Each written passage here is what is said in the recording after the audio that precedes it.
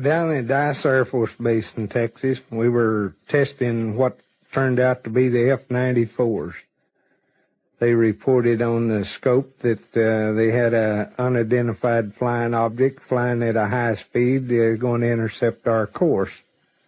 It became visible to us, and we watched it, and we wanted to take after it, but headquarters wouldn't let us go after it.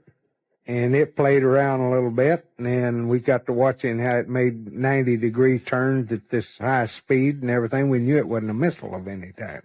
So then we conferred it with the radar control station on the D-line, and they kept following it, and they claimed that it crashed somewhere down off in the, between Texas and old Mexico border. And we got a light aircraft, me and my co-pilot, and we went down to the site, and we landed out in the pasture right across from where it hit at. So we got over there, they told us to leave and everything else, and then the armed guards come out, and they started forming a line around the area. So on the way back, I seen a little piece of metal, so I picked it up and brought it back with me. There were two sand mounds that came down, and it looked to me like this thing crashed right in between them. But it went into the ground, according to the way the people were acting around it. So we actually never did get right up to the site to see what had crashed. But you could see for, I'd say probably 300 to 500 feet where it had went across the sand, like in there. And it looked to me like, I guess, from the metal that we found, chunks of metal, that it either had a little explosion or it began to disintegrate or something caused this metal to come apart, you know. It looked like it was something made because it was honeycombed. You know how you make metal for where it will cool faster? In a way, it looked like a magnesium steel, but it had a lot of carbon in it because I tried to heat it with a cutting torch and it just wouldn't melt. A cutting torch with acetylene and oxygen burns at anywhere from 32 to 3,800 degrees Fahrenheit. And it would make the metal hot, but it wouldn't even start to make it yield. Well, at that time, all unidentified flying objects, anybody that reported one through the Air Force had to be debriefed on it. Even the radar operators were debriefed on what they had followed on the screen. We were not to even discuss it among the pilots that had seen it, that had been on this mission. We weren't even discussing it among ourselves. We signed papers that we would not discuss it with nobody. We're talking with Colonel Willingham about a day in 1955 that is utterly extraordinary. And the story is all the more extraordinary because he lived it, he was in the Air Force, he is telling the story now, and there are so many people in the military who know things, see things, experience things, participate in things, who take it with them. This is one of the men who did not do that, and we are eminently and eternally grateful for this information. All right, Colonel Willingham, if you would, sir, please take it from the top. 1955, what was happening on that day when this whole thing began to unroll? We were assigned to a wingtip watch over a 47 that left up in New York, came down through Oklahoma and down through Archer County and back over and went heading to El Paso, and we were supposed to fly cover for it. Now, when you say a 47, you're talking about a B-47? Yes. Okay. And why were you flying cover for a B-47? Well, I wasn't told why I was supposed to. I just told to do it. I'll bet you were just told to do it. Could it possibly be that that B-47 was carrying a certain something in its bomb bay? It could have had. Okay. Pretty heavy one, too, I think. Just fishing. Okay. All right. So you're flying cover. You and how many fellow pilots? 4 of us. All right. 4 of us out of Dallas. Were you boxing? Out of 4. Out of Fort Worth. Were you boxing him in front and rear and side to side? Yeah, just exactly. All right, I got the picture now. B-47, for any of you who want to know, can simply type in B-47, the numerals, on any search engine, and you'll see a picture of this jet bomber, which was carrying, obviously, a very special cargo at that time on that day. All right, sir, go right ahead. We flying along there, and my buddy back there said on my Unicom between the aircraft, he said, "Hey, look at that big star falling, or what it is over there." And I looked at it, and everybody else looked at it, and I said, "You sure that's a star?" I said, "It looks to me like it's something else." And it was real bright. Finally, it made a 90-degree turn at 2,000 miles an hour, and I didn't figure it was. Well, shooting stars and meteorites don't change course. Not like that. That's right. So I asked the captain on 47 if I could trace it, see where it was going, because we didn't know what it was. He came back in a few minutes. He said, "Yeah, go ahead. Just you, though, not the rest of them." So I took off down there, and when I got to where it was right below Langtree, Texas, on the over on the Mexican side. That thing actually just took a absolute flat-on out 90-degree change in direction at 2,000 miles an hour, leaving a contrail of some kind behind it. Right. That must have just knocked your eyeballs. It sure did. I was hoping to have one by the next year that I could fly myself. Spoken like a true aviator hero. That's great. All right, so it makes a 90-degree turn. At that point, did it begin to descend below your flight altitude? Yes, sure did. We was flying along about 35,000 at that time. I took off after it, and it hit just about the time I got about halfway there. Okay, it dropped below you. And then I had to kind of circle around. Mm-hmm. And that time, the Mexican government had started sending in their troops over. All right, so by the time took you 5 to 8 minutes to drop down to get close to the deck to see this thing, which you could tell, I guess, from before you got there, had come in for some kind of an impact landing. Well, I don't think it was trying to land. I think they'd already lost control of it. I see. Or that was my idea. Mm-hmm. As you're coming down toward the Rio Grande River, and you're coming down, and this thing is on the ground, as you approach it, what do you see exactly?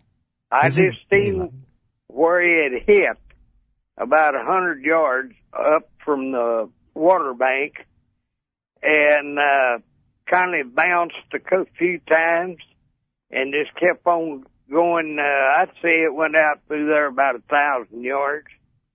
Did you actually see it, Colonel, hit the ground? Well, I didn't actually see it hit the ground. I had seen it when it finally got stopped.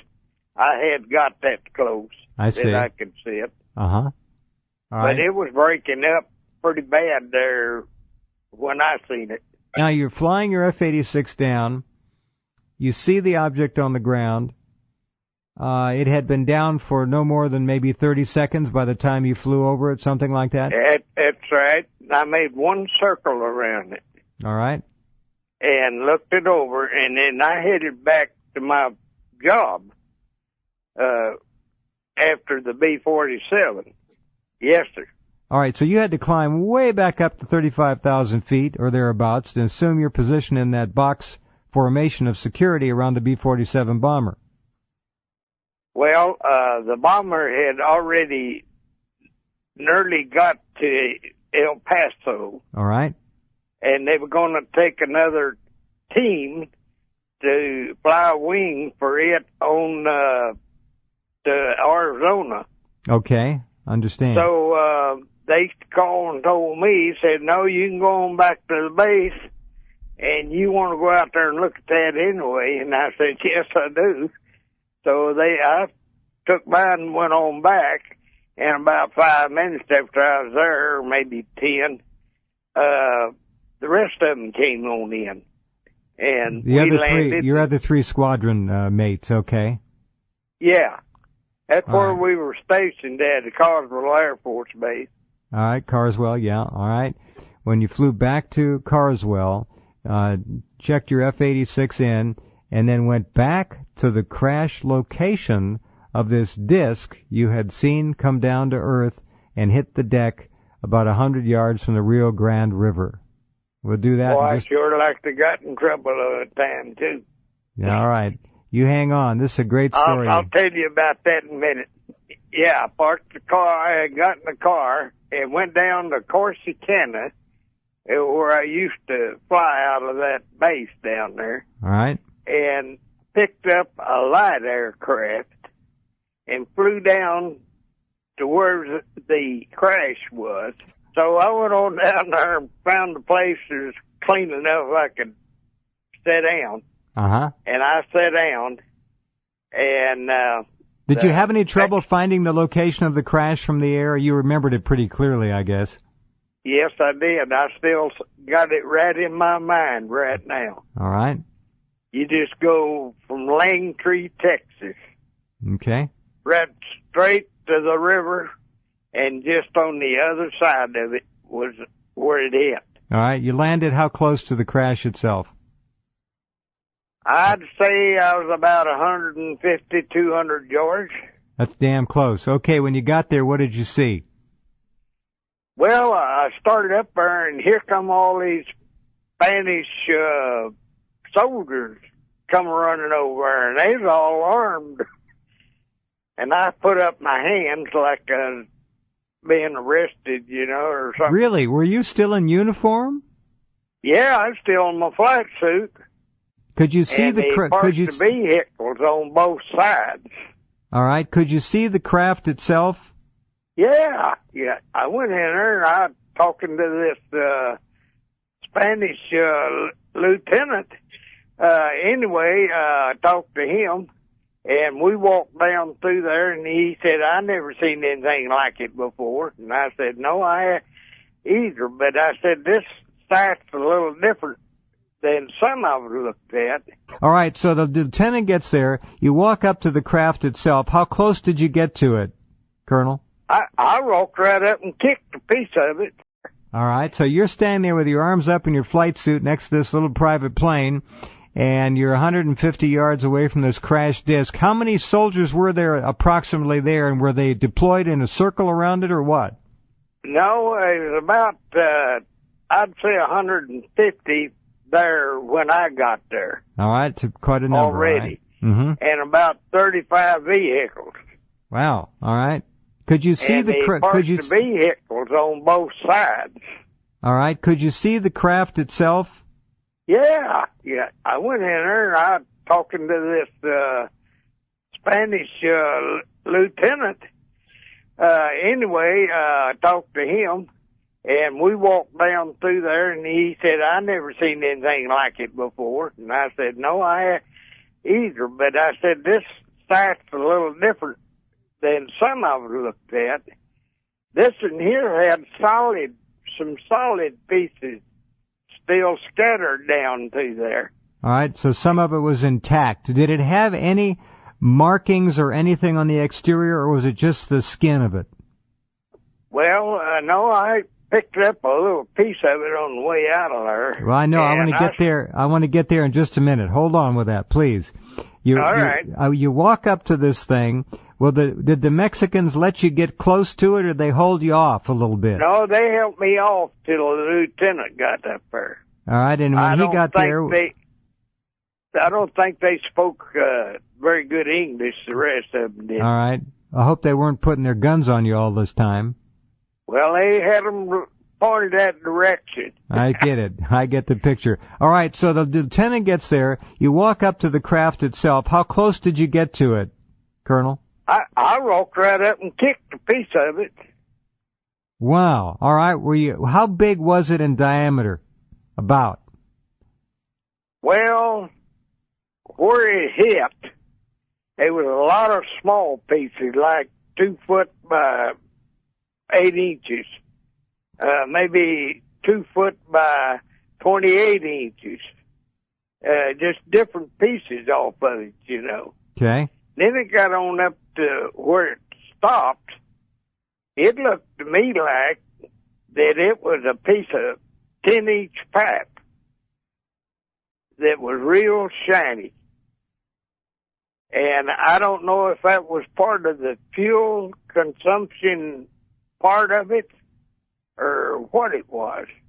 But he didn't know either. The Mexican didn't. Could you see inside what was left of the intact craft? No.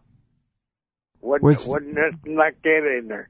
Was there any evidence of any life, dead or alive, around that object?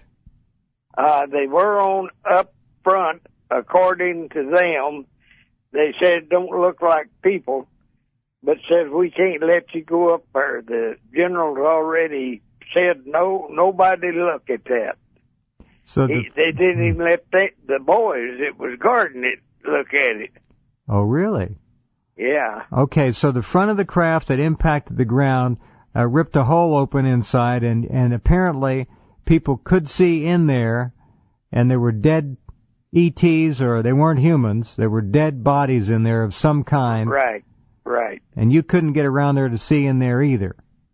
Well, I kind of snuck around a little bit. You're a sneaky fella, aren't you? All right, now tell it. You snuck around there a little bit, Colonel. What did you see? Well, it didn't look like human beings to me. How many of them were there? I believe there were 3, and the lieutenant said there were 4. All right. But I never did see the other one.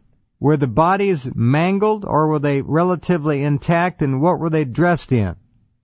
Well, they weren't dressed at all. Okay. And they were in a lot of different pieces. I didn't see but one that had a complete top. But I wouldn't swear what he was even. All right. What did the head look like? Anything like we've seen in the common research literature, the big eyes, the smooth skin, or the little mouth? Did you see anything? Yeah, there's some of them that looked like that. They just, I don't know how you'd explain it, but they just, their heads and arms and stuff, their arms are little bitty. They look like broomsticks. Wow, okay. But That's they had... how big... Broomsticks. Go ahead. All right, no, I got you. They had no uniform on. They were just basically skin, if that's what their outer covering is. Yeah. No, any evidence of blood? I didn't see any. Okay, but they were... Man, all... I just got the glance in there, because he wouldn't let me go look in it. I just happened to be walking by it and looking in there, you know, and he said, oh, you can't do that. You got to come over here. You're a smart man. I'm glad you did. The colonel actually got a look, listeners, I'm sure you're right on this, of the occupants of that craft, all dead on impact, apparently. And we'll come right back. Colonel, stand by if you would, please. Get yourself a drink of water. You're doing wonderfully here describing an extraordinary event. We'll come right back with Colonel Robert Willingham in just a couple of minutes.